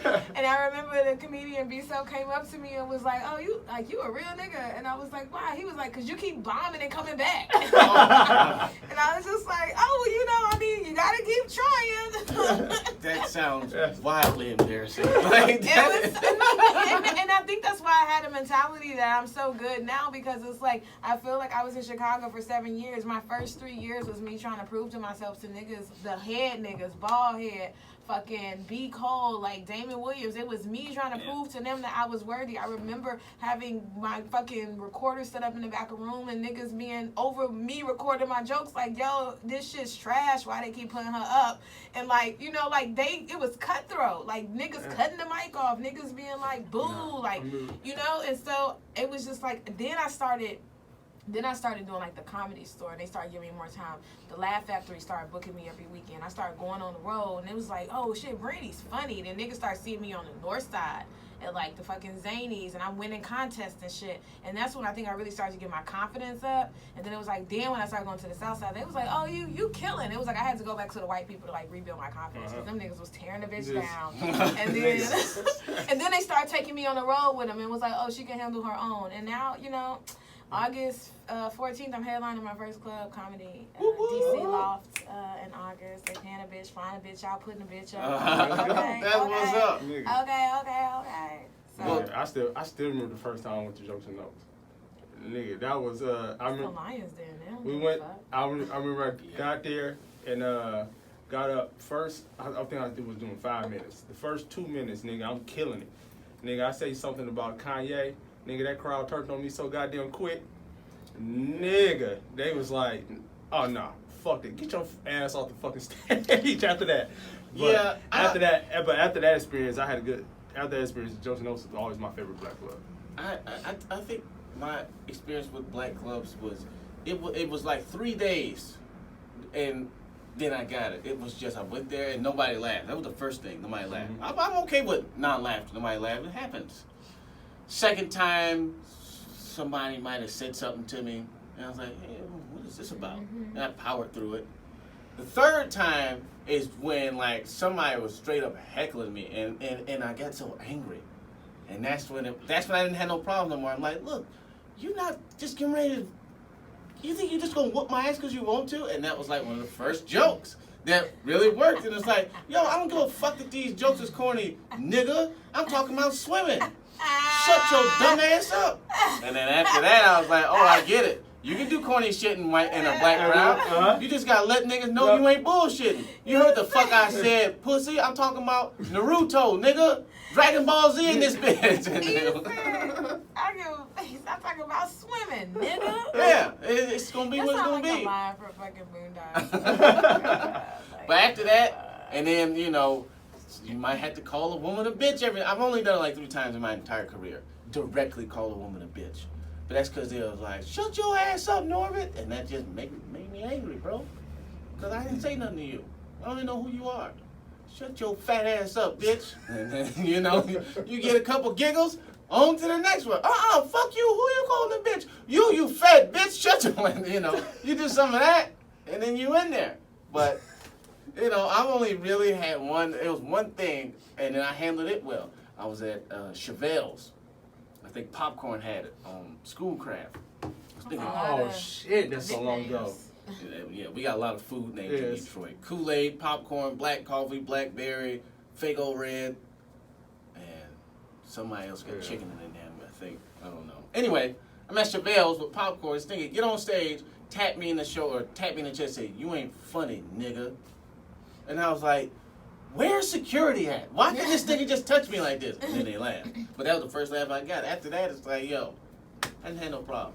This nigga can really touch you, so you just got to threaten people before they get up. You know, I remember the first year I started doing comedy, and we had started doing Manny's, because Boy, man. me and Blackberry, and I don't Clayton. think nothing was harder than Mandy's. Me, Blackberry, and Clayton, that's where we, first built, where we had our own spot. Mm-hmm. We had our own night to go to and start doing comedy. Mm-hmm. And I remember I was on stage, and I was bombing my ass off. Nigga in the stage said, "Hey, man, get the fuck off stage." I'm like, I'm still going, because they like, nigga, I ain't about to be no punk. Nigga, dog, about 2 more minutes, nigga, dog, I told you, get the fuck off stage. So I'm still going. Blackberry looking at me like, "Nigga, you better not get on stage." Man, I start going, my man, get up out his seat, come on stage, take the mic out of my hand, and tell me, "Hey, nigga, go sit the fuck down." Are you serious? Swear to God. What did you do? Sit the fuck down. First time you said that, I'm like, I'm gonna pause the show like, my nigga, who the fuck is you talking to? You Hey, want, nigga, that was you know, east what's side, up? nigga, east side of Detroit. I knew who that nigga was, and I said, I sit the fuck down. I don't give a fuck who you are, and maybe that's the west side in me. It's like, yo, Shit. hey, you think you the only one who bought a gun, nigga? Bullets is very cheap. I know how to shoot too. Pow, pow. You know Pew, pew, pew, pew, what's pew. good, nigga? But anyway, we ain't got to talk about all that. Shit, nigga. Fuck it, But- niggas do more white comedy. Let me ask you this question. That's all I'm saying. Cause it's weird, but like I don't feel like I bomb anymore. Do you still bomb? Yeah, hell yeah. Matter of fact, I don't even think I'm Night. good. Yeah, this is my thing. I think good comedians, and I'm not saying nothing about you. It's just my theory. I think good comedians don't necessarily ever think that they're good. I'm forever trying to get better. So I'm not saying no. I could have a set that I don't like. No. I've had sets that I didn't like that I felt like the crowd should have responded better, Yeah. Mm-hmm. but I didn't bomb. Well, here's the thing. You get what I'm saying? Because I I get what I you're know saying. my level of deliverance and what I could achieve. Like it was at the fucking it was at the West Side Theater. It was like 2 or 3 weeks ago. I fucking hated my set. Well, that's I got bombing. laughs. People clap. People laughs. I got applause breaks and everything. I hated it though. That's bombing. No, okay, yeah, I get what you said. I guess it's I'm just saying, it's do you ever terminology. get on stage and have people not be entertained or laugh That- at there's, you at there's, this point? there's no way that I can get on stage and not get laughs at this point. See, It's just- see, it's just and not that's possible. what I'm saying, because I feel like once you really get it, it becomes like a third sense. You just know what to. People are easy to figure. Yeah. I feel like people are like a little stupid. So it's just like you just No, it's know just- how to make yeah. people Yeah. laugh. But I get what you're saying. Like me myself in my head, I Yeah. bomb. It don't take that long to get to that point though. Like you can be doing comedy for 3 months. Well, I'll give it a year. In a year's time, you can get to the point where you go on stage and there's no way you're not gonna get laughs. Like there's people who they first time get laughs, so they're there to laugh. So people think that bombing is not getting any laughs. No. That's not what bombing is. It's when the set was terrible. By whose standards? Who cares? But when the set's terrible, then you bombed. Now, when I bombed at the Improv the other day, people came up to me and said I was the funniest one See, that night. But I knew I was bombing because I was fucking on stage and I was drunk. And my timing was off. And people were laughing, but they wasn't laughing as hard and at the right time. But the jokes was the same. Well, I got drunk by accident, I think. I think I can probably count on one hand, and I like to drink, but I can count on one hand a lot of times. Yeah, I don't perform drunk often unless it's on Monday, and I think that's what happened. I had 2 spots. I ended up drinking earlier than I anticipated, but I still had a good time. But I bombed. get way too ratchet. I can't. I know. I'm just like I think I drunk don't. women I are don't want hilarious. to. I don't want to see that. I don't want nobody else, and I definitely don't want no fucking cameras around. Cause I think like last time I got drunk, I think I was like It had to be like maybe 4 years ago. This was like the one I specifically remember because I was doing the most. I don't know what I was talking about, but I know like in the middle of my set, I was down on my knees and I was pretending to be fucking Eddie Murphy. And it was and That sounds like, hilarious. It was like I was like on my knees like I was fucking Eddie Murphy, and it was just, like I was so drunk though. That sounds hilarious. I think drunk women are And way I was funnier than like, drunk dudes. yeah, I can't do that no more. Cause where did Eddie Murphy even come from? What are you even talking about? Oh, no. Nah, I never blacked out on stage, I don't think. You know, 4th of July, because I wasn't supposed to go up. And I We had a listened. show on the 4th. The store never closes unless somebody dies. Uh-huh. But it was 4th of July, was at that party, and that girl with the big ass titties. And after that, I went to the store, and they was like, hey, you want to go up? Somebody dropped out. And I was like, yeah, I'll go up, sure. And I went up there, and I don't remember what I said, but I listened to my set the next day, and I was talking some crazy shit. I was like, what's up, you terrorist white motherfuckers? Y'all been blowing up bombs all day. Oh my God. I was talking some God. crazy shit. But, you know, it's not my thing to perform drunk. But, yes, I bomb. Hell yeah, I bomb. Eat shit all the time. You have to bomb. If you don't bomb, then you ain't expanding yourself. Mhm. Bombing and doing good are both necessary tools in comedy. Good sets help you expand. Bad sets help you edit. If you don't edit, you're just up there talking a bunch of shit and people just tolerate you because either A, you famous, or B, you pretty, or it's your family, or whatever it is. If people don't let you know that you're terrible, or you don't have the wherewithal to know that you're doing terrible, you'll never edit. You'll only be expanding. And now you just be talking shit, and that's why so many women have boring stories. Nobody ever tells them to shut the fuck up. Because it's like, oh, I want to fuck you, so I'll listen to you. Then I'm what? so sorry. I was falling asleep. Oh, is that right? Yeah, right. That's good timing there. But see, it's not all of them. But it's like, you know, they tell these stories, and it's like, and Like, then, nigga, and tell me then. about it. That's why, like, my girlfriends, I'm very particular with my girlfriends that I hang out with. Because, like, bitch, I'm not finna listen to these dry ass stories all day. And also, I be punching they shit up. When they be talking, I be punching they Oh, like stories. regular people? Like, yeah, with my This girlfriends. fucking- I'd be like, and then the nigga walked out, he did what? I was like, so he was like this. Like, I gotta make this shit funny for myself. Because I'd be like, bitch, this story's whack. Like, I gotta entertain myself. Yeah, you have to be able to edit, and people don't get that editing, and I think the only time I bomb is when my energy's off. Like, I bomb all the time. I think because it's like I remember that night, like not feeling like I wanted to do the show, and I feel like all the jokes that I did, these were my jokes that worked, and it was just like the response wasn't right, and I just kind of felt like it was just the energy I was putting out there because I didn't want to be there. Yeah. I just, 'Cause- it was just like I haven't had a long day, and then it was like, oh, you gotta go do the show, and like, you know, I just went and did the show, and I was just like, man, like, I Yeah, just- 'cause- And I do a lot of new jokes, so it'd be impossible for me to never bomb. Like, oh yeah. if I do a joke I never tried before and I it mean, don't work. A just joke don't work. bombing. Yeah. I love doing new jokes at the comedy union because them niggas let you know. Oh. I always throw like 3 or 4 of my sets in there, but I think like a joke not working in a 15-minute set is not bombing. If you got I'll one do or two 15 jokes. new jokes, 15 minutes of all No, new we're not. jokes. And they be And like, you know, but the thing about it for me is though, it's like the shit be way funnier the first time I say it, cause I don't know, it just be so fresh and real, and Yeah, then it's like I try to run that shit back, and they be like, oh, I don't know. but that's when you work it out, and that's when, like, the first time I do a joke, if it worked, I don't even really count that, you know, because it's by the 3rd, 4th time when I don't have that new energy behind it, can I make it work? Can we then? work on one of my jokes right now? Or is it- Right now? No, we're going to dinner, and then we'll talk about that stuff. Oh, we're going to dinner. Or lunch, not dinner. It's too early for dinner. Yeah, but like I did Drunk. I did the union a couple weeks ago, and I felt like I had a horrible set. I got on stage, people was like, "Oh man, you was funny, this and this," and I got a couple new followers and stuff off of it. And I'm sitting here, like, what the fuck y'all looking at? You know what I'm saying? I just feel like my set was terrible.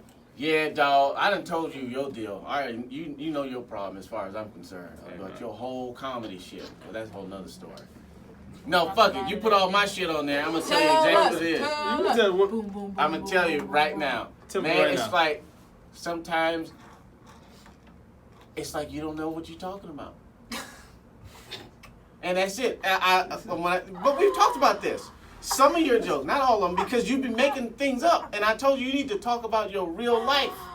And when you talking about something that didn't happen, That's You like don't the know what- worst thing that what? you can tell No, somebody it's who not. does public speaking. That he don't. That he be. Okay, You well, don't know what you be talking about. because the shit didn't happen. Like if you. Oh, if you make tell up a- shit?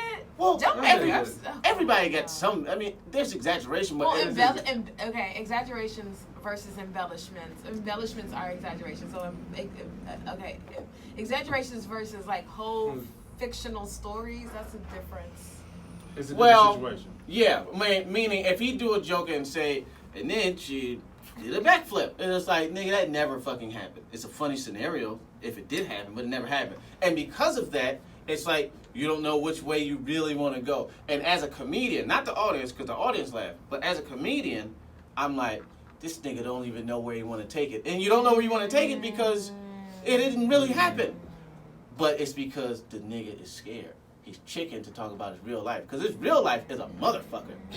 The real shit that happened to him, he talking about, yeah, and then I took this girl out. You ain't take no girl out, nigga. She told you to eat shit.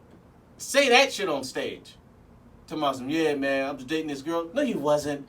No, you wasn't. You asked her to go out and she mushed you in the face while you was at work. Talk about that. That's the funny shit. See what I'm saying? This nigga laugh, but he want to be like, yeah, man, so my girlfriend is cool. Then you ain't got no girlfriend. Don't be making that shit up. I think the Do that, and then you on your way, nigga. You gonna be unstoppable once you do that. But see, you don't want to talk about that. authenticity. Yeah, that's what you gotta talk People about. can feel that. So all your sets Yeah. is bombs in my eyes until you Nigga, start whatever, talking about nigga. your real life. I don't give a fuck if you get a standing ovation. Nigga up there tomorrow. And then I got a brand new car. No, you did not. Talk about that boot you had. That's the funny shit. That's why when No, you I do nigga, talk no, about that that's shit, why one of nigga. your funniest jokes This- is that. I do talk about that Brandon shit, used to nigga. Talk about how his car got stolen outside of the mall parking lot while he was inside the mall at work. Like, Yeah. nigga, like he was like, my car got stolen. I'm like, well, where were you? He was like, at work. I was like, well, where was your car? He was like, outside the parking lot. I'm like, the fuck? They stole your car while you on the clock, my nigga? That's- Yeah, this nigga got when he drove here, he drove a rental car, broke into his window, broke the rental car. So many. Damn, Then I forgot about that then you shit. brought your real car, and then it died. It's just like, what is up with you in cars? I feel like Nigga- you got some kind of car karma. Like maybe you Yeah. used to Nigga, be I like do. stealing Nigga. cars when you was in Nah. Detroit or something. Brandon has bad luck. It's It's very like, bad. I didn't have a like, car when I was no, in I Detroit. did not believe that until like I'd known him for a year and he was like on his third car, and I'm like, nigga, what you keep doing to these fucking cars? Like, Brandon has bad luck. He does I have do. bad luck. But that's talk about that. Talk about that ladder you walked under 7 years ago, or whatever the fuck happened. Talk about that pork chop you threw. That's the funniest thing that Oh, I've ever had, that I've ever witnessed with him. This thing was we was That talking shit to wasn't these, funny, to nigga. these, but see, it was hilarious to me. We talking to these hoes. I shouldn't call them that. Talking to these you been bitches. calling them that the Oh, whole time. yeah. Talking to these hoe ass bitches. And I don't know what this nigga was saying or what this girl said to him, but this nigga threw a pork chop. And I was like, my nigga, what's wrong with you? What are you? And I was like, she just pissed me the fuck off. I'm like, how? Y'all don't even go together. We just went on a date.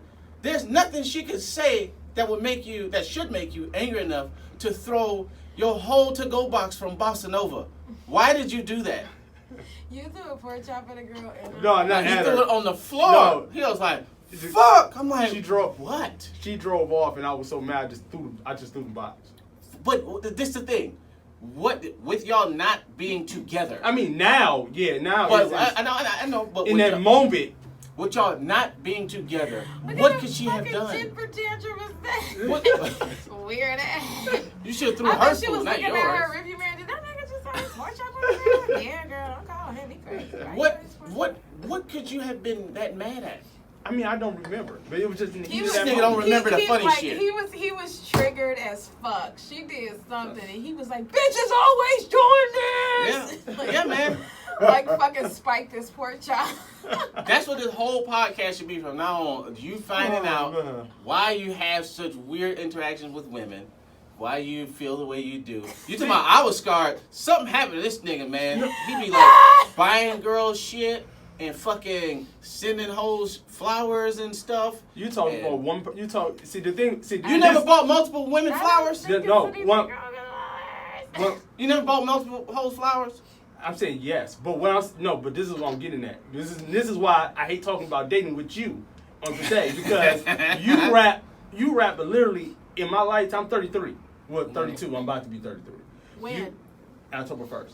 Oh, So you rap 3 girls in my lifetime to everybody. My nigga, I've known you for almost 10 years. Aside from you giving that one girl the yam back at your apartment when, that's a story Josh told me.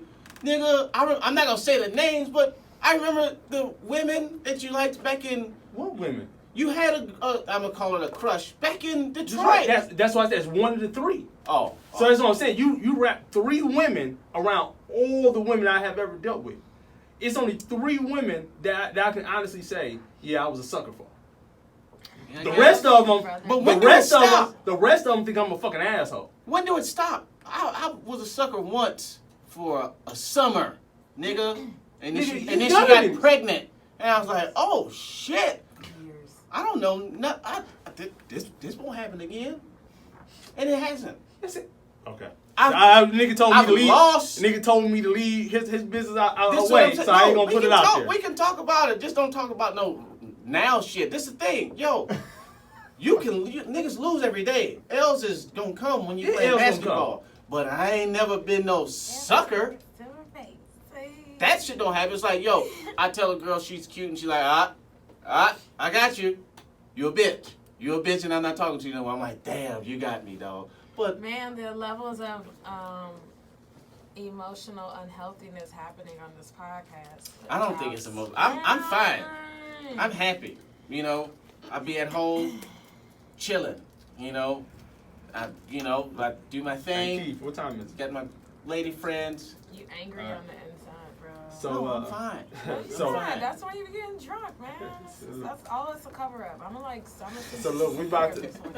Liquor's good, and it's good for you. Make you strong. If it don't make you strong, it make you think you're strong. It makes you fist feed yourself mashed potatoes, and you tell a girl she got voluptuous bouncy titties. Oh, I don't remember that. I'm not gonna. Well, this is we coming to the end of the podcast, man. Before we get out of here, I always try to get y'all my guest advice to give to people about some of the stuff we talked today, and we just gave these niggas 2 hours of advice. I know we did. We're wrapping it up. I will plug my shit though. Yo, you definitely. I'll wrap mines up. Niggas need to start doing more white shit. If you like a girl, don't tell her. Kick her in the stomach. Instead, they like that. And that was it. That was the main thing. Niggas need to do white comedy. And if you like a girl, don't tell her. Punch her in the mouth. I would like to say... Hold on, Ron. What's your Instagram?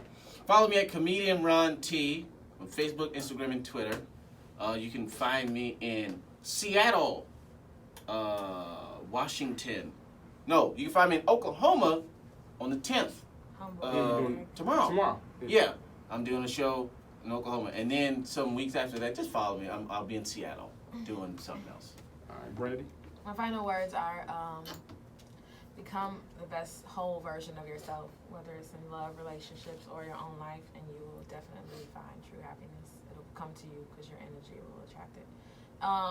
My Instagram is LOL Brandi Denise. My Cash App is $Brandi Denise with an I.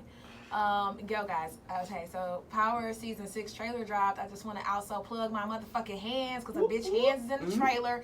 Only thing that's in the trailer is the leads and my hands passing off some cocaine because I'm a boss ass bitch. That show premieres August 25th. I am a recurring person on the show, so watch it. I'm going to be at the Hot Tub Comedy Show at the Virgil July 29th, and then I'll be headlining the DC Comedy Loft August 15th. And then I'll also be just around. My website is www.brandidenice.com. Sorry. All right. And for me, like I said, tomorrow through this week, I will be at the Phoenix House of Comedy. Also, like I said, still all theater July 19th.